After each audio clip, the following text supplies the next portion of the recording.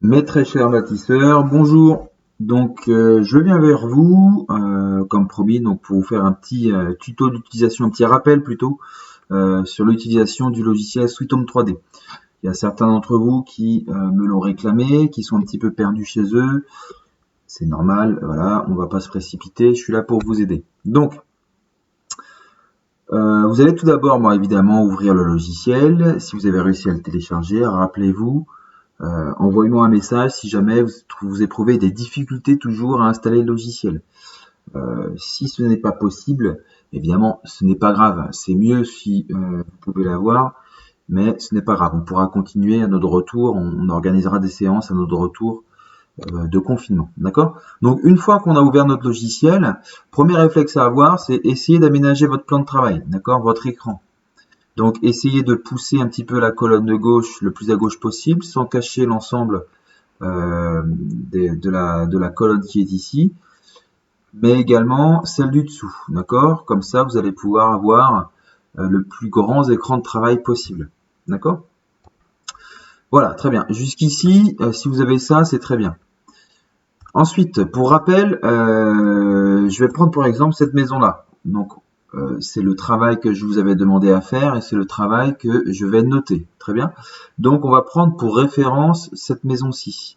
Ok. Donc, le premier réflexe à avoir quand on est face à ce genre de document, ça va être évidemment le respect de l'échelle, d'accord? On aura un cahier des charges, on se rappelle de cette notion-là, le cahier des charges. Le client, il définit un besoin. Ce besoin-là, c'est nous qui allons faire, c'est nous qui allons concrétiser. Concrétiser, c'est rendre palpable, d'accord? Ce fameux cahier des charges. Donc, on va tout d'abord respecter l'échelle. Donc, on regarde l'échelle qui est ici. Donc, on va de 0 jusqu'à 11, d'accord, en longueur, et on va aller en largeur de 0 jusqu'à 6. Donc, que faut-il faire ensuite? Là, on voit, on va de 0 jusqu'à 22. Donc, la meilleure chose à faire, c'est de pouvoir zoomer. Donc, pour zoomer, on va faire la petite loupe qui est en haut ici. Hop, on va cliquer et on va essayer de se mettre, voilà, à peu près jusqu'à 11. Donc, la boussole, on peut cliquer dessus puis la ramener ici, d'accord? Et là, on voit qu'on arrive à peu près jusqu'à 11, d'accord? On peut encore zoomer un petit peu et puis on peut décaler aussi un petit peu là, la petite barre ici. Autre astuce, vous maintenez votre doigt appuyé sur la touche contrôle et vous jouez avec la molette de votre souris. Hop, on recule, on avance, c'est même beaucoup plus précis. Vous voyez, ensuite on peut s'ajuster. Ça y est, mon écran est ajusté, c'est nickel. Très bien, donc on sait qu'on va commencer ici, de 0 à 0, et on va aller jusqu'à 11. Alors, je reprends une dernière fois mon modèle. Si je peux zoomer une dernière fois dessus, hop. Bon, évidemment, c'est un peu flou, mais on arrive à deviner les échelles. On voit, donc je vais faire mon premier mur ici.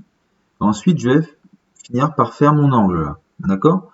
Donc, tout d'abord, le premier mur. Alors, comment fait-on? On se rappelle, le premier mur, on va sélectionner ici, dans la petite case mur, ou alors, on va aller dans plan, et on va aller dans créer les murs.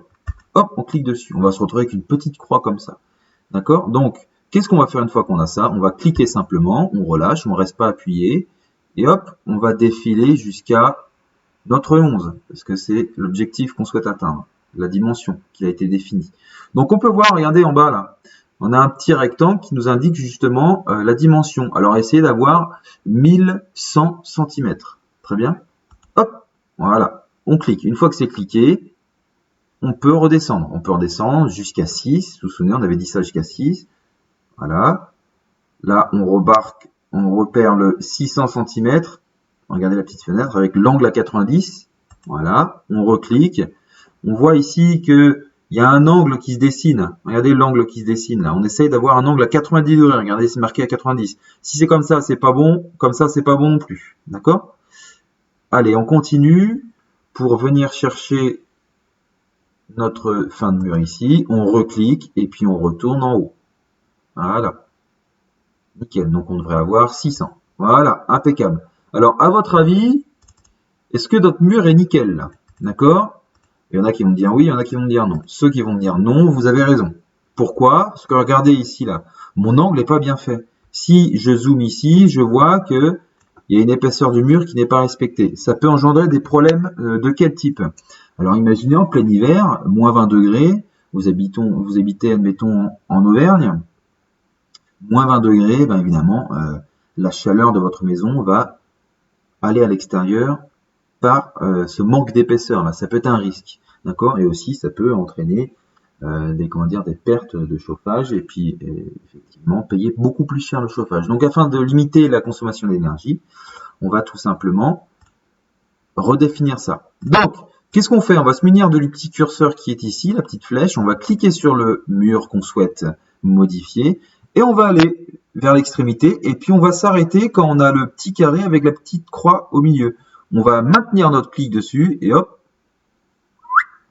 on va aller jusqu'à aller à fleur au même niveau que notre mur. Voilà. Alors, évidemment, là, ça va pas être, faut être hyper précis, d'accord? C'est possible que vous soyez en difficulté là-dessus. Mais essayez de faire au maximum. Voilà, regardez. Très bien, nickel. Voilà, on va regarder les autres coins. Ce coin-là, ça m'a l'air bien. Ce coin-ci, pareil. Et le quatrième, impeccable. Voilà. Là, on a enfin la base de notre maison. D'accord? On a la base de notre maison. Les dimensions sont respectées, tout est nickel. Maintenant, on va s'intéresser aux cloisons.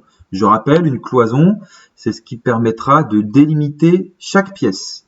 D'accord? Pareil, les cloisons sont soumises également à une dimension, à une échelle. D'accord? Il y a un emplacement spécifique. Sinon, la superficie des pièces ne sera pas respectée. Je retourne sur mon plan. D'accord?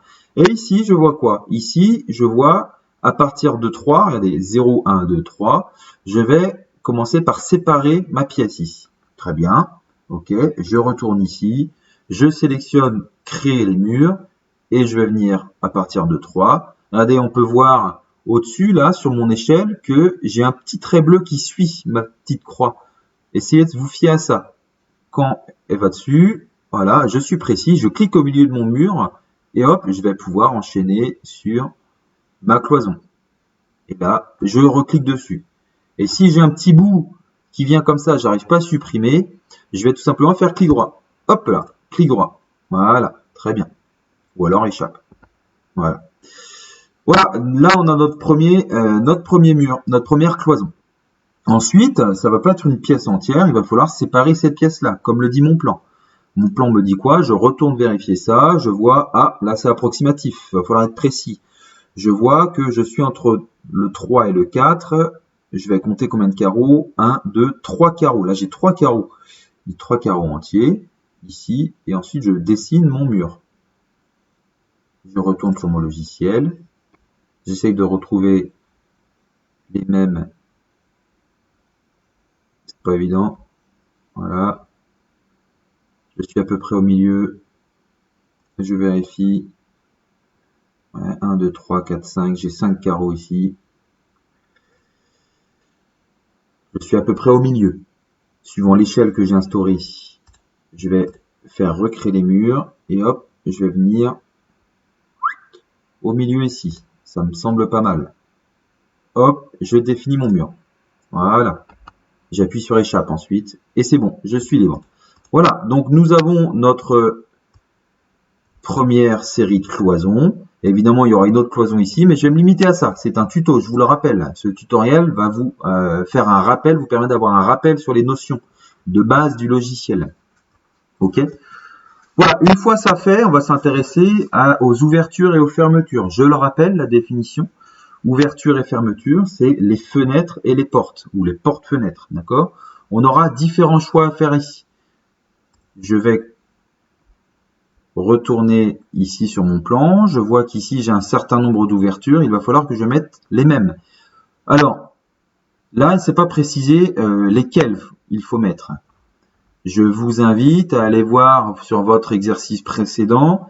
Ici, on a l'ensemble des éléments qui sont définis, d'accord? Essayer de respecter le même schéma. Donc, on a quoi? On a fenêtre double, on a porte et on a quoi? Fenêtre coulissante. Ça dépend ce que l'on a, d'accord? Alors, si je reviens ici, je vois que j'ai une fenêtre double. Là, j'ai quoi? Ça a l'air d'être une porte-fenêtre. Et ici, j'ai des portes classiques, d'accord? Donc, qu'est-ce que je vais faire? Tout simplement, je vais retourner voir ici, porte et fenêtre, donc qui correspond aux ouvertures. Je le rappelle. Alors, si on est embêté, n'hésitez pas à faire ça, hein. Hop, aménager votre poste de travail. Je vais aller chercher fenêtre double. Ah, fenêtre double, c'est ici. Alors, comment je fais? Si je double-clique dessus, là, j'ai pas moyen. Comment on fait? Comment ça marche? J'ai pas moyen de le mettre sur mon plan. Alors, je vais tout simplement rester cliqué dessus et venir le transporter ici. Voilà, ici, j'ai ma fenêtre. J'essaye de le centrer, d'accord? Alors, je ne vais pas vous embêter si c'est vraiment pas bien centré. Essayez de centrer au maximum, d'accord? Si vous pouvez le faire, ce serait top. Mais je ne vais pas vous embêter pour 1 mm ou 2 de moins. Hein. Qu'est-ce qu'on aura d'autre, évidemment, pour accéder aux pièces? On va avoir besoin de portes. Ah, non, on va d'abord mettre la porte-fenêtre ici. On a ici une porte-fenêtre. Où est-ce qu'elle peut se trouver? Petite fenêtre. Tiens, porte-fenêtre ici. La porte-fenêtre, on se souvient, elle était ici. Évidemment, l'ouverture vers l'intérieur. Et voilà. Notre porte-fenêtre, on va pouvoir l'installer ici. Voilà. Là, j'ai installé l'ensemble de mes ouvertures extérieures. Ouverture extérieure, fenêtre et porte-fenêtre. Voilà, ça c'est la première chose. Pour accéder à mes pièces, il va falloir que l'on installe des portes, évidemment. Donc, même chose, on va venir transporter nos portes ici et là. D'accord? Sauf que là, j'ai un pépin là. Là, je me demande, il me semble que mon plan, c'est pas comme ça que je l'avais vu. Si j'ouvre la porte de ce côté-là, bah, ça va être embêtant parce qu'elle va me gêner ici pour la suite. Concrètement. Donc, je retourne voir mon schéma et je vois que mes deux portes ici sont symétriques par rapport à la cloison que j'ai ici. Donc, ce qu'il va falloir que je fasse, c'est que je vais retourner ma porte ici pour qu'elle soit dans le même sens que l'autre. Comment je vais faire? Il y a tout simplement une petite manip à faire. Alors, soit je double-clique dessus, hop, et j'ai une fenêtre qui apparaît, soit je clique droit et je vais venir faire modifier le mobilier. D'accord? Pour modifier le mobilier, ici, je vais avoir une petite case à cocher, miroir de la forme. Alors, miroir symétrique, d'accord? Vous ferez le test chez vous avec un miroir. Vous allez voir qu'on va pouvoir obtenir une symétrie en fonction d'une forme. Là, je fais OK, et là, effectivement, ma porte s'est mise à l'endroit. D'accord? Donc là, je vais pouvoir la réinstaller, histoire de voir un petit carreau entre ma cloison et ma porte. Voilà. Alors, pour vérifier tout ça, eh bien, je vais pouvoir tout simplement regarder mon plan 3D qui se trouve en dessous. D'accord? Mon plan 3D, je le retrouve ici. Et là, on voit que tout est nickel. D'accord? On voit que ma maison prend forme. Bon, évidemment, il manque des cloisons, mais je le rappelle, c'est un tuto. On voit notre fenêtre double, on voit notre porte-fenêtre qui est ici, d'accord, qu'on peut ouvrir, on voit la poignée qui est là, et on voit nos deux portes d'accès. Très bien, c'est ce que je voulais obtenir. D'accord? Alors, nous avons vu comment dessiner les murs, nous avons vu comment installer les portes-fenêtres, et maintenant on va voir comment délimiter les pièces. Délimiter les pièces, eh ben, on va tout simplement retourner dans Plan, ici, et on va cliquer sur Créer les pièces, ici. Voilà, on va retrouver notre petit curseur. Alors, deux méthodes. La méthode la moins simple, on va commencer par ça, ça va être tout simplement de le faire manuellement. Donc, c'est-à-dire quoi? Comme les murs, on clique une fois dessus, et puis on va définir comme ça. Hop, hop, et on essaie d'être le plus précis possible. Et hop, là, je vois, ah oui, il y a celui-là aussi, tac, après, je peux faire échappe. Là, je vois que j'ai une pièce de 9,95 m. Est-ce que ça se rapproche de ce que je vous avais demandé? 9,61 m. Allez, hop, on va pas chipoter, c'est acceptable, d'accord? Si c'est plus ou moins 0,5, c'est pas un problème. Donc, on est ici, hein, d'accord? Ensuite, deuxième méthode, pareil, je vais toujours rester dans mon mode créer les pièces, et je vais tout simplement double-cliquer sur la pièce. Et voilà, ma pièce est délimitée. Là, j'ai enfin ma dimension de pièce. Autre chose, ce qui va m'intéresser ici, on va prendre la petite main, non, le petit curseur, pardon. Ce qui va m'intéresser, ça va être justement de nommer les pièces. Alors, qu'est-ce qu'on a ici? Si je retourne sur mon plan, on voit que j'ai ma chambre et j'ai ma salle de bain qui est juste à côté. Alors, je vais tout simplement sélectionner les dimensions et je vais double-cliquer dessus. Si je double-clique, je vais pouvoir marquer chambre. Voilà, ça c'est la chambre. Je fais la même chose pour ici, et là je vais marquer salle de bain. Voilà. Il n'y a rien de plus simple. D'accord? Alors, pour modifier les murs, couleur des murs extérieurs, texture, etc., je ne vais pas aborder le sujet, parce que vous avez déjà tout ça ici. Et je vous laisserai faire ça à la maison. D'accord? Voilà. Et puis, dernière petite chose, si vous voulez mettre un autre étage, qu'est-ce qu'on va pouvoir faire? On va tout simplement mettre un escalier. Alors, escalier en colimaçon, on va pouvoir le mettre ici. Hop. Et qu'est-ce qu'on va faire? On va aller dans Plan, Nouveau niveau, ici, Nouveau niveau. Et là, je vais pouvoir avoir mon niveau. D'accord? Alors, la difficulté ici, ça va être de pouvoir respecter les mêmes dimension que mes murs extérieurs, d'accord, mes murs porteurs. Là, je vais avoir des murs qui vont, ça c'est les murs du rez-de-chaussée, il va falloir que je suive les mêmes. Si je les fais à côté en vrac comme ça, bah évidemment c'est pas bon, d'accord. Pourquoi? Parce que regardez, il va se retrouver dans le vide. Une maison avec des murs dans le vide, et ben évidemment ça va pas bien tenir. Essayez de le faire pile poil à cheval là-dessus, d'accord. Bon, j'espère que ça vous aura aidé. Pour le mobilier, alors soit je ferai un autre petit tuto là-dessus, d'accord, ou alors soit je vous laisse vous débrouiller, sachant que ce qui va m'intéresser ici, c'est surtout la conception de la maison en tant que telle. D'accord? Voilà pour Sweet Home 3D. Ce qui va m'intéresser par la suite, ça va être de me faire des captures d'écran. Alors comment ça va fonctionner les captures d'écran?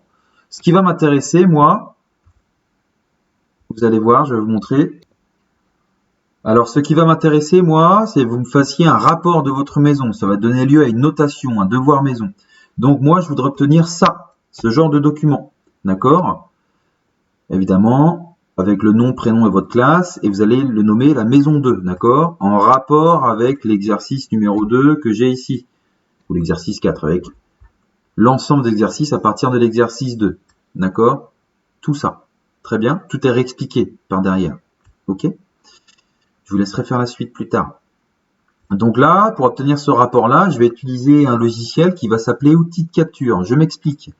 Outil de capture, c'est quoi? Alors, une fois que vous aurez fait votre maison, outil de capture, il va se trouver dans votre ordinateur. Alors, soit vous cliquez sur recherche et vous cliquez et vous tapez outil de capture et il va se trouver ici. Là, outil de capture d'écran. Ou alors, vous pouvez également le mettre là, sur votre barre des tâches. Le petit ciseau là, avec le rond. On clique dessus. D'accord? La fenêtre apparaît ici, on clique sur nouveau, et là on va pouvoir encadrer la partie que l'on veut copier. On va tout simplement faire soit enregistrer, soit tout simplement copier, et on va aller sur notre document, d'accord? On va aller sur notre document ici, et on va faire coller. Là, j'ai ma capture d'écran. Pareil pour le plan 3D. Le plan 3D, je veux la même chose. Le plan 3D, je veux la même chose. Donc, on va venir en plan 3D. On va essayer de s'orienter de façon à ce que je vois l'ensemble, d'accord? N'oubliez pas que vous aurez les couleurs à mettre. Et pareil, je vais faire ma manipulation avec mon petit logiciel. Voilà. D'accord? Et pareil, même chose, copier. Et je vais venir coller ici. D'accord? Alors, on ajuste les documents, évidemment, hein, d'accord? On ajuste les documents pour pouvoir les déplacer normalement. La seule contrainte que je vous demande de faire, d'accord, c'est de me faire une capture d'écran vue en 2D et une capture d'écran vue en 3D. D'accord? Et également, j'exige d'ailleurs, pardon, j'exige à ce que vous me capturiez également l'échelle qui va avec. Donc ça, c'est la maison complète que j'ai faite, hein, d'accord? Prenez pas ça pour exemple, le garage est en trop. Mais vous, faites le minimum de 0 à 11, d'accord? En termes d'échelle. Vous vous souvenez, on avait fait ça ensemble. Ok? Donc là, je vais de 1 à 7, mais c'est comme si j'allais de 0 à 6. C'est la même chose. On a juste 1 mètre de différence. Mon échelle, je l'ai déplacée d'1 mètre. D'accord?